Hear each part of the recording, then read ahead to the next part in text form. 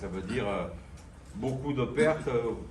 Par exemple, je ne sais pas si vous connaissez les grandes banques, mais j'ai eu beaucoup d'expérience à l'époque quand c'était la folie des grandes banques. Le 36 pieds se traînait à 8 nœuds et demi. 8 nœuds et demi, les bons, ceux qui étaient hyper propres et tout, 9 nœuds. Les clients, bon, ils font 2 traversées en Corse à la fin, ils disent non. Ce bateau me va bien, mais par contre, ma femme, elle ne supporte pas 2 jours de mer comme ça, elle arrive, elle est détruite. Il faut me le faire marcher à 20 nœuds. Donc, quand on lui dit, monsieur, c'est pas raisonnable, il dit, vous allez voir, c'est pas raisonnable. Ah, il achète à la place des Ford Lehman 120 chevaux, il met 2 Caterpillar 450 chevaux. Il vous dit, là, vous allez voir. Ben oui, on a vu.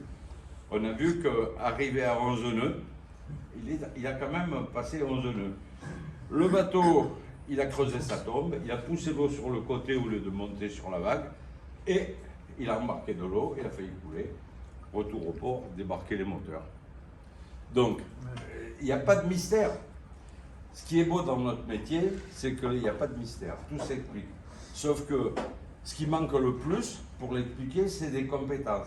Parce que le mécano, le client vient le voir, alors lui dit vends-moi 2 moteurs, l'autre il ne va pas dire non. Surtout s'il s'agit de gros moteurs. Il va dire ouais, pas de problème, paf.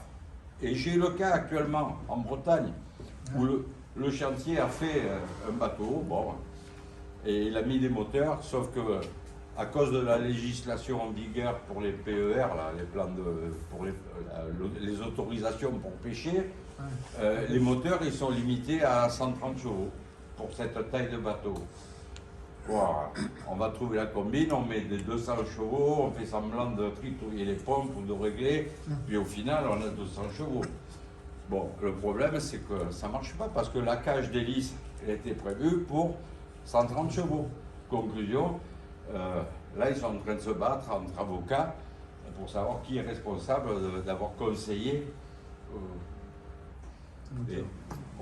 La plus belle fille du monde, elle ne peut donner que ce qu'elle a, et rien de plus. Et vous devez arriver à faire la part des choses, déjà avec comme principe de garder des rapports entre les choses. C'est-à-dire qu'il faut qu'il y ait de l'harmonie dans un bateau. Il faut que la coque, la construction, la motorisation, la propulsion soient en harmonie. S'il y a quelque chose qui est bien, mais à côté, ça ne va pas, ben, votre truc il faut. C'est le problème de la Formule 1. Si vous pouvez avoir un bon châssis, un bon moteur, mais si vous avez des pneus de merde, vous allez dans le mur. C'est pareil. Donc, il faut bien mesurer.